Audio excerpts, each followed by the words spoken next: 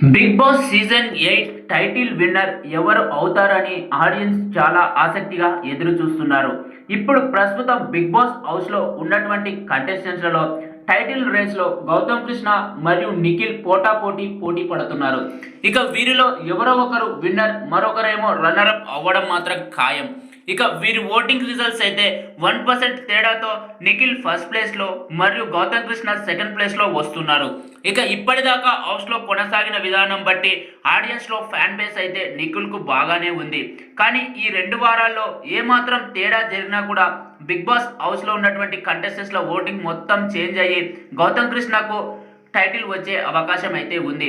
చాలామంది తెలుగు వర్సెస్ కన్నడ అంటూ చాలా సోషల్ మీడియాలో వైరల్ అయితే చేస్తూ ఉన్నారు.